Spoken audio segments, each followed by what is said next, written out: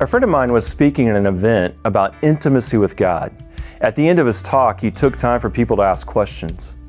A man in his 60s stood up in the back of the room and said, "I understand the ideas you're talking about, but the truth is, intimacy with God is not something I have ever experienced. I've done all the right things.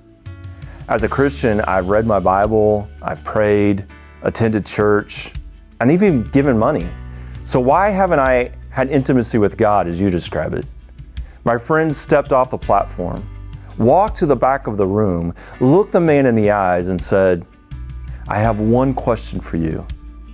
If your parents were to put a t-shirt on you, and on that t-shirt was a label that summed up how they felt about you, what would the t-shirt say?" The man reflected for just a moment as tears began to well up in his eyes. He said, "My t-shirt would say, 'You're a worthless and illegitimate child.'"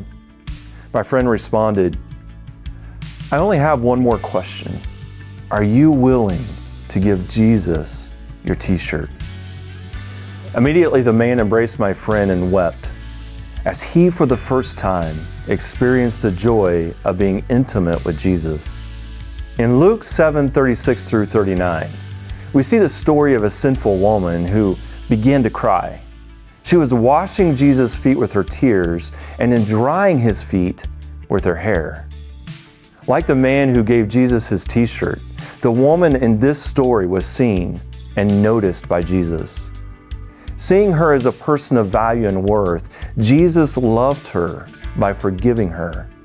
Jesus gave her a gift of not being defined by her brokenness, but by his affection toward her.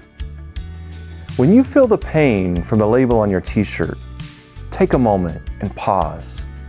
Pause before you turn to the empty promise of intimacy that pornography tries to convince you is available. Instead, envision Jesus in front of you, ready to embrace you with an affection that can heal your deepest wounds.